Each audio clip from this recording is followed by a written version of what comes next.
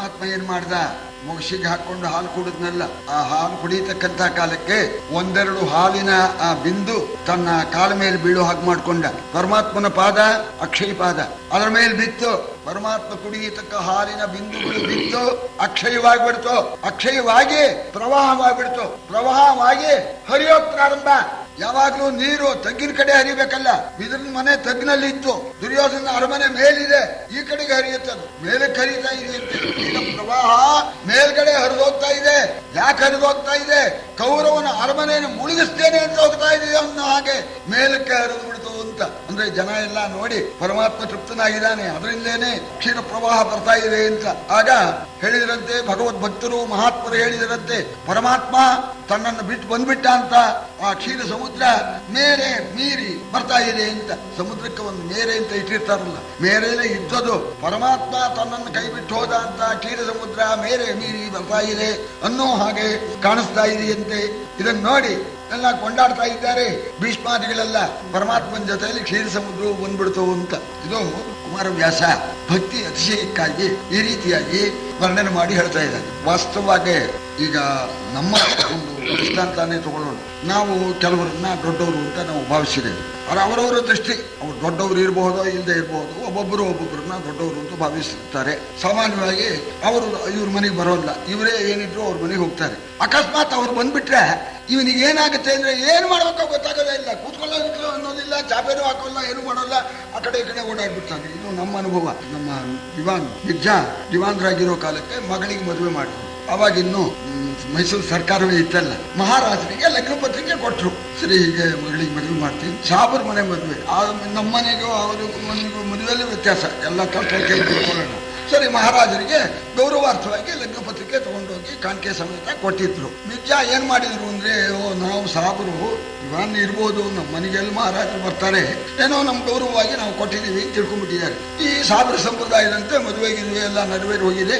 ಸರಿ, ಸಾಯಂಕಾಲದ ಹೊತ್ತು ಮಹಾರಾಜರು ನೋಡಿದ್ರು, ನಾಲ್ಮಡಿ ಕೃಷ್ಣರಾಜ ಒಡೆಯರು ನೋಡಿದ್ರು, ಏನೋ ಪ್ರೀತಿಯಿಂದ ಕೊಟ್ಟಿದ್ದಾರೆ, ನಮ್ಮ ದಿವಾನ, ಹೋಗೋಣ ದಂಪತಿಗಳಿಗೆ ಆಶೀರ್ವಾದ ಮಾಡೋಣ ಅಂತ ಮಹಾರಾಜರು ಬಂದ್ಬಿಟ್ರು. ಏಕದಮ್ ಬಂದ್ಬಿಟ್ರು ಮಹಾರಾಜರು. ಇವರು ಒಳಗೆ ಕೂತ್ಕೊಂಡಿದ್ದಾರೆ, ಒಳಗೆ ಹೋಗೇ ಬಿಟ್ರು ಮಹಾರಾಜರು ನೋಡಿದ್ರು. ದಿವಾನ್ರು ಏನು ತೋರಿಸಲೇ ಇಲ್ಲ, ಹೊರಗಡೆ ಬಂದ್ಬಿಟ್ರು. ಹೊರಗಡೆ ಬಂದು ಅಲ್ಲಿ ಹೊರಗಡೆಯಲ್ಲಿ ಅಲ್ಲಿ ಓಡಾಡ್ತಾ ಇದ್ದಾರೆ. ಮಹಾರಾಜರು ಒಳಗೆ, ಇವರು ಹೊರಗಡೆ ಓಡಾಡ್ತಾ ಮಹಾರಾಜರು ಎಲ್ಲರಿದ್ರೆ ಅಲ್ಲೆಲ್ಲ ತಿರುಗ್ತಾ ಇದ್ದಾರೆ, ಅಲ್ಲಿ ತಿರುಗ್ತಾ ಇದ್ದಾರೆ. ಏನ್ ಮಾಡೋಕೆ ತೋರಿಸಲೇ ಇಲ್ಲ ಅವರಿಗೆ. ತಿರುಗಿದ್ದೆ ಮಹಾರಾಜರು ಕರೆದರು ಅಂತ ಹೇಳ್ತಾರೆ. ಈ ಪ್ರಕಾರವಾಗಿ ಕುಮಾರವ್ಯಾಸ ಆ ಭಕ್ತಿ ಅತಿಶಯ ಹೀಗಾಗತ್ತೆ ಅಂತ ಹೇಳಿದ್ದಾನೆ. ಅಂದ್ರೆ ವಾಸ್ತವವಾಗಿ ಇದು ಅತಿಶಯಕ್ಕಾಗಿ ಹೇಳಿರ್ತಕ್ಕಂಥದ್ದು. ವಿದುರ ಪರಮಾತ್ಮ ಬಂದ ಕೂಡಲೇನೆ ನಮಸ್ಕಾರ ಮಾಡಿ, ನಮ್ಮ ವ್ಯಾಸ ಭಾರತದ ವಿಚಾರನ ನಾನು ತಮ್ಮ ಮುಂದೆ ಹೇಳ್ತೇನೆ. ನಮಸ್ಕಾರ ಮಾಡಿ ಒಳಗೆ ಕರ್ಕೊಂಡು ಹೋದ. ಪರಮಾತ್ಮನಿಗೆ ಉಚಿತವಾದ ಒಂದು ಮನೆ ಕೊಟ್ಟು ಕೂರಿಸಿಬಿಟ್ಟು, ಪರಮಾತ್ಮ ನೀನು ಬಂದಿರೋದ್ರಿಂದ ನನಗೆ ಉಂಟಾಗಿರ್ತಕ್ಕಂತಹ ಸಂತೋಷನ ನನಗೆ ಹೇಳೋಕ್ ಸಾಧ್ಯವಿಲ್ಲ. ಯಾ ಮೇ ಪ್ರೀತಿ ಪುಷ್ಕರಾಕ್ಷ ತ್ವದ್ದರ್ಶನ ಸಮುದ್ಭವ. ನೀನು ಬಂದಿದ್ರಿಂದ ನನಗೆ ಉಂಟಾಗಿರ್ತಕ್ಕಂತಹ ಸಂತೋಷ, ಆ ಪ್ರೀತಿ, ಅದು ಎಷ್ಟು ಅಂತ ನನಗೆ ಹೇಳೋಕೆ ಸಾಧ್ಯವಾಗೋದಿಲ್ಲ ಅಂತ. ಸಾ ಕಿಮಾಖ್ಯಾಯತೆ ತುಭ್ಯಂ. ನಿನಗೆ ನಾನನ್ನು ಹೇಳೋದಕ್ಕೆ ಹೇಳೋದಕ್ಕೆ ಸಾಧ್ಯವಿಲ್ಲ. ನಿನಗೆ ಗೊತ್ತು.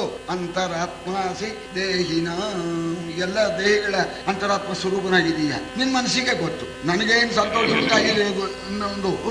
ನನ್ನ ಅಂತರಾತ್ಮನಾಗಿಯೂ ನೀನು ಇರೋಣದ್ರಿಂದ ನನಗೇನು ಸಂತೋಷ ಉಂಟಾಗಿದೆ ಅನ್ನೋದು ನಿನ್ಗೆ ಗೊತ್ತಾಗಿದೆ. ಅದನ್ನ ಬಾಯಲ್ಲಿ ಹೇಳೋದಕ್ಕೆ ಸಾಧ್ಯವಿಲ್ಲ ಅಂತ ಹೇಳ್ದ ಅಂತ. ನಮ್ಮ ಮಾಘಕವಿ ನಾರದರು ದ್ವಾರಕಾಪಟ್ಟಣದಲ್ಲಿ ಕೃಷ್ಣನ ಅರಮನೆಗೆ ಹೋದ್ರು ಅಂತ ಮೊದಲನೇ ಪದ್ಯ ಮಾಘ ಕಾವ್ಯದಲ್ಲಿ. ಶ್ರೀಯಪತಿ ಶ್ರೀಮತಿ ಶಾಶ್ವತಂ ಜಗನ್ನಿವಾಸೋ ವಸುದೇವ ಸದ್ಮನಿ ವಸಂತ ದರ್ಶಾವತರಂತಮಂಬರ ಹಿರಣ್ಯ ಗರ್ಭಂಗಭೂ ಮುನಿಮ್ಮರಿ. ಒಂದು ದಿವಸ ಅರಮನೆ ಬಾಗಿಲಿನಲ್ಲಿ ಕೃಷ್ಣ ನೋಡ್ತಾ ಇದ್ದಾನೆ. ಆಕಾಶದಿಂದ ನಾರದರು ಇಳಿದು ಬಂದ್ಬಿಟ್ರು. ಸರಿ, ಒಳಗೆ ಬಂದ್ಬಿಟ್ರು. ಅವರಿಗೆ ಕೃಷ್ಣನಿಗೆ ಪರಮ ಸಂತೋಷವಾಯಿತು ಅಂತ. ನಾರದರ ಆಗಮನದಿಂದ ಅಂಥ ಅತಿಥಿಗಳು ಬಂದಾಗ ಗೃಹಸ್ಥನಿಗೆ ಏನು ಸಂತೋಷವಾಗತ್ತೆ ಅಂತ ಅನ್ನೋದನ್ನ ಆ ಭಾಗಕವಿ ಚಮತ್ಕಾರವಾಗಿ ಹೇಳಿದ್ದಾನೆ. ಯುಗಾಂತಕಾಲ ಪ್ರತಿಸಂಹೃತಾತ್ಮನಃ ಜಗಂತಿ ಯಸ್ಯಾಂ ಸವಿಕಾ ಸಮಾಸತ. ಪ್ರಳಯದಲ್ಲಿ ಪರಮಾತ್ಮ ಅನೇಕ ಕೋಟಿ ಬ್ರಹ್ಮಾಂಡಗಳನ್ನ ತನ್ನ ಹೊಟ್ಟೆ ಒಳಗೆ ಅಡಗಿಸ್ಕೊಳ್ತಾನೆ. ಆಗ ಸಮಸ್ತ ಬ್ರಹ್ಮಾಂಡಗಳು ಪರಮಾತ್ಮನ ಹೊಟ್ಟೆ ಒಳಗೆ ಸೇರ್ಕೊಂಡ್ಬಿಡುತ್ತಂತೆ. ಯುಗಾಂತ ಕಾಲ ಪ್ರತಿ ಸಂವತಾತ್ಮನೋ ಜಗಂತಿ ಯಸ್ಯಾಂ ಸವಿಕಾ ಸಮಾಸತ. ಒಳಗಡೆ ಒಂದ್ರ ಮೇಲೆ ಒಂದು ತೇರಿಸೋದಿಲ್ಲ. ಪರಮಾತ್ಮ ಸಣ್ಣೋನೆ, ಹೊಟ್ಟೆ ಎಷ್ಟು ದೊಡ್ಡದು ನೀವು ನೋಡ್ಕೊಳ್ಳಿ. ಈ ಅನೇಕ ಬ್ರಹ್ಮಾಂಡಗಳು ಜಗಂತಿ ಯಸ್ಯಾಂ ಸವಿಕಾ ಸಮಾಸತ, ಒಂದ್ರ ಮೇಲೆ ಒಂದು ಹೇರೋದಲ್ಲ, ಎಲ್ಲ ವಿಸ್ತಾರವಾಗಿ ಒಳಗೆ ಸೇರ್ಕೊಂಡಿದೆಯಂತೆ. ಅಂಥ ಹೊಟ್ಟೆ ಇದು. ಅಂಥ ಹೊಟ್ಟೆ ಒಳಗೆ ತನೌ ಮಮುಸ್ತತ್ರ ಕೈಠಭದ್ವಿಷಃ ತಪೋತ್ತನಾಭ್ಯಾಗಮ ಸಂಭವ ಮುದಃ.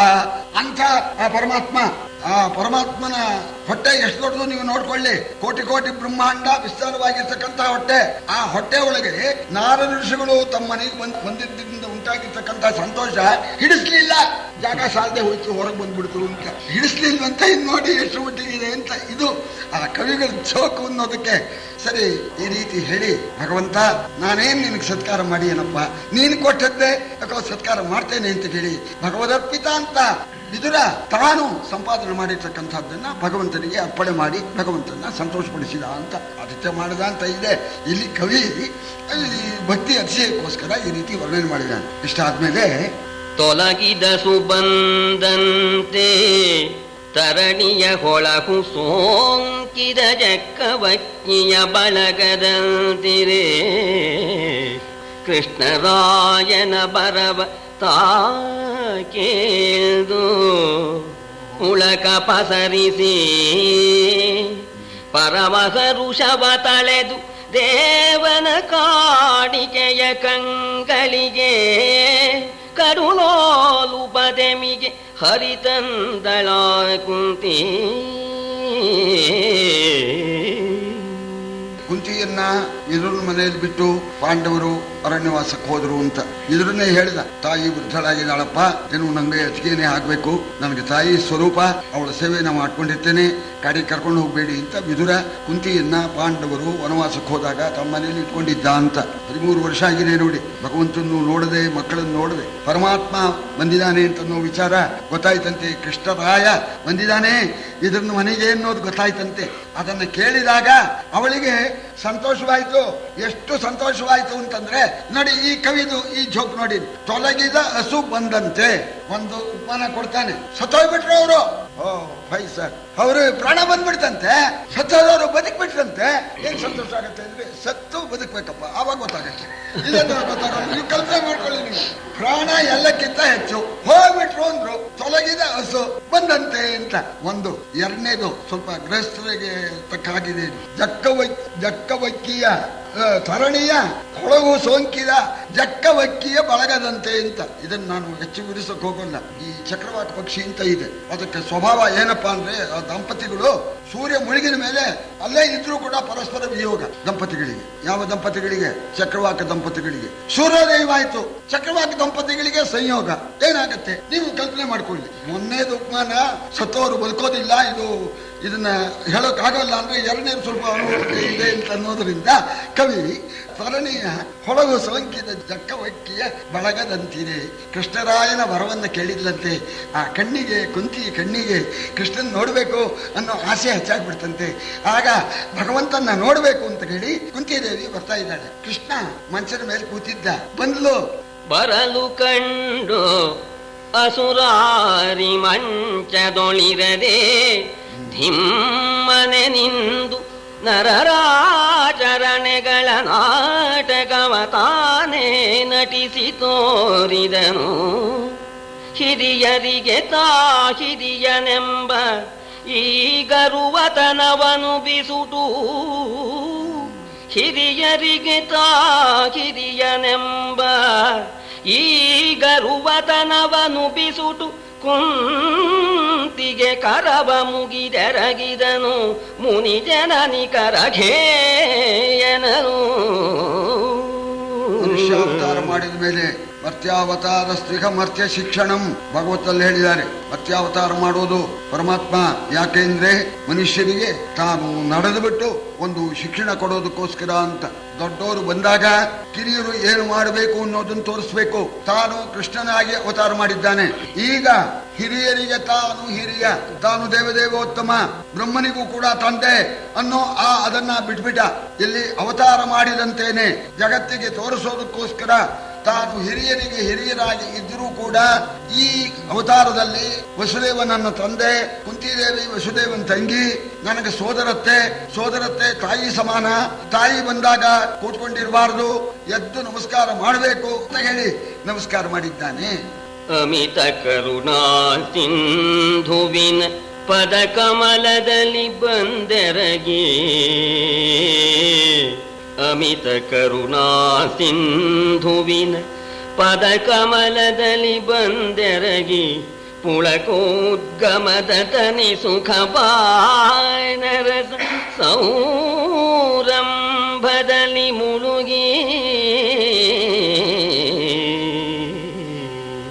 ಪುಳಕೋದ್ಗಮದ ತನಿ ಸುಖ ಬಾನರಸ ಸೌರಂಭದಲ್ಲಿ ಮುಳುಗಿ, ಗಮಿಸಲರಿಯವು ಗರುವ ವೇದ ಪ್ರಮಿತಿಗಳು,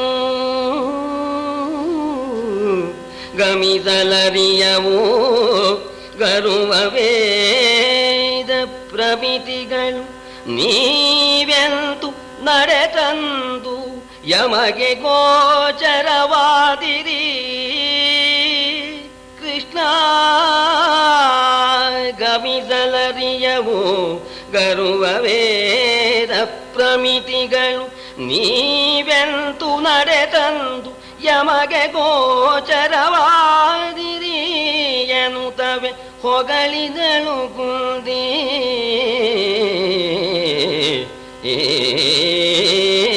ಕರುಣಾ ಸಮುದ್ರನಾದ ಪರಮಾತ್ಮ, ಅತ್ತೆ ನೀನ್ ನೋಡೋಕ್ ಬಂದೆ ಅಂತನ್ನೋ ಮಾತನ್ನ ಕೇಳೋಣ.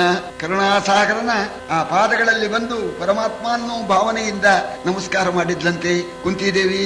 ಅಣ್ಣನ ಮಗ ಅನ್ನೋ ಭಾವನೆಯಲ್ಲ, ಸಾಕ್ಷಾತ್ ಪರಮಾತ್ಮ ಅಣ್ಣನ ಮಗನಾಗಿದ್ದಾನೆ ಅಂತ ತಿಳ್ಕೊಂಡು ನಮಸ್ಕಾರ ಮಾಡಿದಾಗ ಆನಂದ ಬಾಷ್ಪ ಕಣ್ಣಲ್ಲಿ ಇಳಿತಾ ಇದೆಯಂತೆ. ಮೈಯಲ್ಲಿ ರೋಮಾಂಚವಾಗಿ ಆ ಪರಮಾತ್ಮನ ದರ್ಶನದ ಇಂದ ಉಂಟಾಗಿರ್ತಕ್ಕಂತಹ ಆ ಸುಖ, ಆ ಆನಂದದಿಂದ ಹೇಳ್ತಾ ಇದ್ದಾಳೆ, ಭಗವಂತ ವೇದಗಳಿಗೂ ಕೂಡ ನನ್ನ ಹುಡುಕೋದಕ್ಕೆ ಸಾಧ್ಯವಿಲ್ಲ, ಅಂಥ ನೀನು ಅತ್ತೆ ಇದ್ದಾಳೆ ಅಂತ ಹೇಳಿ ಕರುಣೆಯಿಂದ ಬಂದು ನನಗೆ ದರ್ಶನ ಕೊಟ್ಟಿದೆಯಲ್ಲ ಪರಮಾತ್ಮ, ನಿನ್ನ ಅಪಾರ ಕರುಣೆಯನ್ನ ನಾನು ಏನು ವರ್ಣನೆ ಮಾಡಲಿ ಅಂತ ಹೇಳಿ ಆ ಪಾದಗಳ ಮೇಲೆ ಹೊರಳಾಡ್ತಾ ಇದ್ದಾಳೆ, ನಮಸ್ಕಾರ ಮಾಡಿದ್ದಾಳೆ. ಇವಳು ದೇವತಾ ದೃಷ್ಟಿಯಿಂದ ಇವಳು ನಮಸ್ಕಾರ, ಅವ ನಾನು ಮರ್ತ್ಯಾವತಾರ ಮಾಡಿದ್ದೇನೆ ಅಂತ ಅವನ್ ನಮಸ್ಕಾರ. ಈ ರೀತಿ ಕೆಲವು ಹೊತ್ತು ನಡೀತಂತೆ. ಆಮೇಲೆ ಅತ್ತೆ ಹೇಳಮ್ಮ ಅಂತ ಹೇಳಿ ಪರಮಾತ್ಮ ಪಾದದ ಮೇಲೆ ಹೊರಳಾಡ್ತಕ್ಕಂತಹ ಕುಂತಿಯನ್ನ ಎಬ್ಬಿಸಿ ಕೂರಿಸಿದ್ಮೇಲೆ ಆಗ ಕೇಳ್ತಾ ಇದ್ದಾನೆ, ಕೃಷ್ಣ ಸರಿ ದ್ವಾರಕೆಯಲ್ಲಿ ಎಲ್ಲ ಚೆನ್ನಾಗಿದೆ ಯಾರೇನಪ್ಪ ಅಂತ ಕುಶಲ ಪ್ರಶ್ನೆ ಮಾಡ್ತಾ ಇದ್ದಾಳೆ. ದೇವಕಿಯ ವಸುದೇವನನು ಬಲದೇವ ಸೌಭದ್ರಾದಿಯದು ಭೂಪಾವಳಿಯ ಸುಕ್ಷೇಮ ಕುಶಲವ ಕುಂತಿ ಬೆಸಗೊಳ್ಳಲು, ದೇವನಗೆ ಮೊಗದಿಂದ ವರವಸುದೇವ ದೇವಕಿಯಾದಿ ಯಾದವರ ವಿಲಾಸ ಮಹೀಶರಿರವನು, ವಸುದೇವ ದೇವಕಿಯಾದಿ ಯಾದವರ ವಿಲಾಸ ಮಹೀಶರಿರವನು ಕುಂತಿಗರುಗಿದನು. ದೇವಕಿಯ, ವಸುದೇವನ, ಬಲಭದ್ರನ ಮತ್ತು ಉಳಿವನ್ಯು ಮೊದಲಾಗಿರ್ತಕ್ಕಂಥವರ ಆ ಕ್ಷೇಮ ಸಮಾಚಾರವನ್ನ ಪ್ರತ್ಯೇಕವಾಗಿ ಕೇಳ್ತಾ ಇದ್ದಾಳೆ. ಮಕ್ಕಳ ವಿಚಾರ ಕೇಳದೇನೆ ತವರು ಮನೆ ವಿಚಾರ ಕೇಳ್ತಾ ಇದ್ದಾಳಲ್ಲ ಅಂತ ಪರಮಾತ್ಮ ನಗುಮುಗದಿಂದ ಉತ್ತರ ಕೊಟ್ಟನಂತೆ. ಅತ್ತೆ ತವರು ಮನೆ ಯೋಗಕ್ಷೇಮ ಹೆಣ್ಮಕ್ಳಿಗೆ ಬಹಳ ಜಾಸ್ತಿ, ತವರು ಮನೆ ಯೋಗಕ್ಷೇಮ ಕೇಳ್ತಾ ಇದೆಯಲ್ಲಮ್ಮ, ಎಲ್ಲ ಚೆನ್ನಾಗಿದ್ದಾರೆ, ನೀನು ಯಾರ್ಯಾರು ಕೇಳಿದೆಯೋ ದೇವಕಿ, ವಸುದೇವ, ಬಲರಾಮ, ರೋಹಿಣಿ ಎಲ್ಲ ಚೆನ್ನಾಗಿದ್ದಾರೆ ಅಂತ ಹೇಳಿ ತಾನಾಗಿಯೇನೆ ಕುಂತಿ ಮಕ್ಕಳು ಪಾಂಡವರ ಕ್ಷೇಮವನ್ನ ತಿಳಿಸ್ತಾ ಇದ್ದಾನೆ ಪರಮಾತ್ಮ. ಸಾಮಾನ್ಯವಾಗಿ 13 ವರ್ಷ ಆಗಿದೆ ಮಕ್ಕಳನ್ನ ನೋಡಿದೆ, ನಿಮ್ಮ ಮಕ್ಕಳೆಲ್ಲ ಚೆನ್ನಾಗಿದ್ದಾರೆ ಅಂತ ಇಷ್ಟಂದ್ರೆ ಕುಂತಿಗೆ ತೃಪ್ತಿ ಆಗತ್ತೇನು? ಅದು ಕೃಷ್ಣನಿಗೆ ಗೊತ್ತಿಲ್ವೇ ಹೇಗೆ ಹೇಳಬೇಕು ಅಂತ? ಪ್ರತ್ಯೇಕವಾಗಿ ಆ ಕುಂತಿಗೆ ಎದುರಿಗೆ ಅವರೇ ಬಂದಿದ್ದಾರೋ ಅನ್ನೋ ಹಾಗೆ ಕಾಣಬೇಕು. ಆ ಪ್ರಕಾರವಾಗಿ ಪ್ರತಿಯೊಬ್ಬರ ಹೆಸರನ್ನು ಎತ್ತಿ ಅತ್ತೆ, ನಾನು ಈಗ ದ್ವಾರಕೆಯಿಂದ ಬರಲಿಲ್ಲ, ಪಾಂಡವರ ಕಡೆಯಿಂದ ಬರ್ತಾ ಇದ್ದೇನೆ, ನಿನ್ ಮಕ್ಕಳು ಪಾಂಡವರು ಪ್ರತ್ಯೇಕವಾಗಿ ಹೆಸರನ್ನ ಹಿಡಿದು ಕುಂತಿಗೆ ಅವರೇ ಕಣ್ಣಿ ಮುಂದಿಗೆ ನಿಂತಂತೆ ಕಾಣಲಿ ಅಂತ ಪರಮಾತ್ಮ ಪಾಂಡವರ ಕ್ಷೇಮವನ್ನ ತಿಳಿಸ್ತಾ ಇದ್ದಾನೆ. ನೋಡಿ, ಓದ್ತಾರೆ, ಎಷ್ಟು ಚೆನ್ನಾಗಿದೆ ನೋಡಿ. ಯಮದನು ಜನಧಿಕನು ಹಿಡಿಂಬ ರಮಣನತಿ ಬಂದಿದನು. ಯಮತನು ಜನಧಿಕನು ಹಿಡಿಂಬ ರಮಣನತಿ ಬಂದಿದನು. ಪಾರ್ಥನ ವಿಮಲ ವಿಗ್ರಹಲೇಸು ಸಕಲ ಮಹೀಶ ಪರಿವೃದರು. ಯಮಳ ವಿರವತಿ ಚಲು ನೇಹದ ರಮಣಿ ಆಕೆಯ ಸುತರು ಮಗದುದ್ಯಮರು. ನೇಗದ ರಮಣಿ ಆಕೆಯ ಸುತರು ಮಗದುದ್ಯಮರು ಕೇಳೆಂದು ಅಸುರರಿ ಕುಂತಿಗೆ ನಿಯಾಮಿಸಿದ.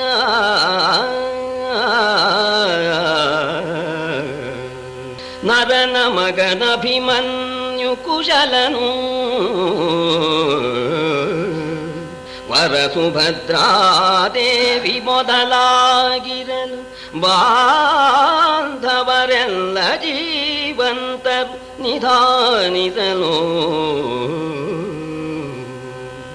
ಪರಮ ಮಿತ್ರರು ತಮ್ಮೊಳೊಂದಾಯ್ದರು.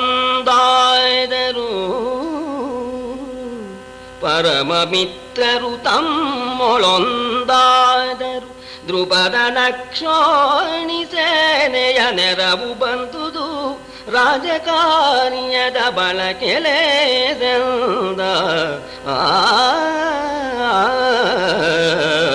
ಯಮತನುಜನು ಅಧಿಕನು ಹಿಡಿಂಬಾವಲ್ಲಭ ರಮಣನು ಅತಿ ಬಲ್ಲಿದನು ಅಂತ ಪ್ರತ್ಯೇಕವಾಗಿ ಧರ್ಮರಾಜ ಚೆನ್ನಾಗಿದ್ದಾನೆ, ಭೀಮಬಲಿಷ್ಠನಾಗಿದ್ದಾನೆ, ಅರ್ಜುನ ಬಹಳ ಹುಷಾರಿಂದ ಇದ್ದಾನೆ, ನಕುಲ ಸಹದೇವರು ಬಹಳ ಚೆನ್ನಾಗಿದ್ದಾರೆ ಅಂತ ಪ್ರತ್ಯೇಕವಾಗಿ ಕುಂತಿಗೆ ಸಮಾಧಾನವಾಗಲಿ ಅಂತ ಹೇಳ್ತಾ, ನೇಹದ ರಮಣಿ ಆಕೆಯ ಸುತರು ಮಹದುದ್ಯಮರು ಅಂತ ನೇಹದ ರಮಣಿ ಅಂತ ಹೇಳ್ತಾನೆ. ಹೆಂಡತಿ ಮೇಲೆ ಮಹಾಪ್ರೇಮ ಇದೆ. ಪಾಂಡವರ ಪ್ರಿಯ ಪತ್ನಿಯಾದ ದ್ರೌಪದಿ ಚೆನ್ನಾಗಿದ್ದಾಳೆ, ಅವ್ರ ಮಕ್ಕಳು ಒಳ್ಳೆ ಜೋರಾಗಿ ಬಿಟ್ಟಿದ್ದಾರೆ. ಅಭಿಮನ್ಯು ನಮ್ಮ ಅಳಿಯ ಸುಭದ್ರೆ ಮಗ ಬಹಳ ಜೋರಾಗಿದ್ದಾನೆ, ಶುಚಿಯಾಗಿದ್ದಾನೆ. ಆ ತಂಗಿ ಸುಭದ್ರೆ ಬಹಳ ಚೆನ್ನಾಗಿದ್ದಾಳೆ. ಅಮ್ಮ ಇಷ್ಟೇ ಅಲ್ಲ, ವನವಾಸ ಅಜ್ಞಾತವಾಸ ಪೂರೈಸೋ ಹೊತ್ತಿಗೆ ಸರಿಯಾಗಿ ಅತ್ತೆ ಸ್ನೇಹಿತರೆಲ್ಲ ಜಮಾಯಿಸಿಬಿಟ್ಟಿದ್ದಾರೆ, ಸಹಾಯ ಮಾಡ್ಬೇಕು ಅಂತ, ನಿನ್ ಮಕ್ಕಳಿಗೆ ಮುಂದೆ ಯುದ್ಧ ಆದ್ರೆ ಸಹಾಯ ಮಾಡ್ಬೇಕು ಅಂತ ಸಮಸ್ತ ಮಿತ್ರರು ಜಮಾಯಿಸಿಬಿಟ್ಟಿದ್ದಾರೆ. ನಿಮ್ಗೆ ಹೆಣ್ಣು ಕೊಟ್ಟಿದ್ದಾನಲ್ಲ ನಿಮ್ ಮಕ್ಕಳಿಗೆ ದ್ರುಪದ ಮಹಾರಾಜ ಸಿದ್ಧವಾಗಿಯೇ ಬಂದ್ಬಿಟ್ಟಿಯಾನವ. ಒಂದು ಅಕ್ಷೋಹಿಣಿ ಸೈನ್ಯ, 3 ಅಕ್ಷೋಹಿಣಿಯ ತಂದೆಯ 3 ಅಕ್ಷೋಹಿಣಿ ಸೈನ್ಯ ತಗೊಂಡು ಯುದ್ಧಕ್ಕೂ ಏರ್ಪಾಟ್ ಮಾಡ್ಕೊಂಡ್ ಬಂದ್ಬಿಟ್ಟಿದ್ದಾನೆ ದ್ರುಪದ ಮಹಾರಾಜ. ಪಾಂಡವರಿಗೆ ಹೆಣ್ಣು ಕೊಟ್ಟವನು. ಎಲ್ಲ ಚೆನ್ನಾಗಿದೆ ಅಮ್ಮ, ಏನೋ ಕೆಲವು ಕಾಲ ಕಷ್ಟ ಆಯ್ತು ನಿನ್ ಮಕ್ಕಳಿಗೆ. ನಿನ್ ಮಕ್ಕಳೇನು ಸಾಮಾನ್ಯರೇನಮ್ಮ. ಅದಿತಿ ಮಕ್ಕಳ ಹಡೆದುದೇ ಲೋಕದಲ್ಲಿ ಫಲ. ಅದಿತಿ ಮಕ್ಕಳ ಹಡೆದುದೇ ಲೋಕದಲ್ಲಿ ಫಲ. ಕೌಸಲೆ ಕುಮಾರರ ಪಡೆದು ಕಡೆದುದೇ ಸಫಲ. ವಿನತೆಗೆ ಮಕ್ಕಳಾಯಿತು ಬಲ.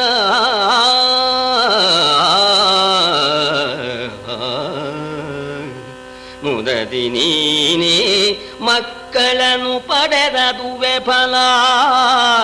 ಮುದದಿ ನೀನೇ ಮಕ್ಕಳನ್ನು ಪಡೆದದುವೆ ಫಲ. ಕೇಳೆಂದು ಪರಿತೋಷದಲ್ಲಿ ಕುಂತಿಯ ಹೊಗಳಿದನು ಮುರವೈರಿಯುಚಿತದಲ್ಲಿ.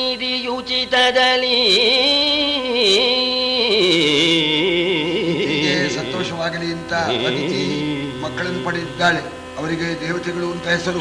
ಇಂದ್ರ ಅದಿತಿ ಮಗ ಕೆಲವು ಕಾಲ ಕಷ್ಟಪಟ್ಟ, ಆಮೇಲೆ ಇಂದ್ರ ಪದವಿಯನ್ನೇ ಪಡೆದ. ಅದಿತಿ ಮಕ್ಕಳನ್ನು ಪಡೆದು ಸಫಲವಾಯಿತು. ಹಾಗೇನೆ ಕೌಸಲ್ಯೆ ಮಗನನ್ನ ಪಡೆದಿದ್ದು, ರಾಮನ್ನ ಪಡೆದಿದ್ದು ಸಫಲವಾಯಿತು. ವಿನತಿಗೆ ಮಕ್ಕಳಾಗಿದ್ದು ಫಲವಾಯಿತು. ಹಾಗೇನೆ ನೀನು ಮಕ್ಕಳನ್ನು ಪಡೆದಿದ್ದು ಫಲ ಅಂತೇಳಿ ಹೇಳಿ ಕುಂತಿಯನ್ನ ಹೊಗಳಿ, ಈಗ ರಾಜಕಾರ್ಯವೂ ಕೂಡ ಅನುಕೂಲವಾಗಿಯೇ ಇದೆ. ಸ್ನೇಹಿತರ ಸಹಾಯ ಒದಗಿದೆ, ದ್ರುಪದ ಮಹಾರಾಜನ ಸೈನ್ಯ ಸಹಾಯ ದೊರಕಿದೆ.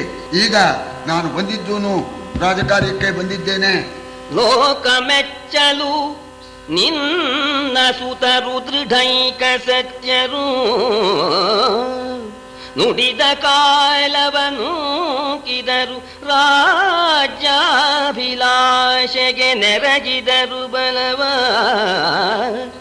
ಆ ಕುಮಾರರಿಗೆ ಅರ್ಧರಾಜ್ಯವನು ಈ ಕುಠಾರರಲಿ ಈಸಿ ಕೊಡುವ ವಿವೇಕದನಿತ ಬಂದೆನು ಎಂದನು ಕುಂತಿಗ ಸುರಾರಿ.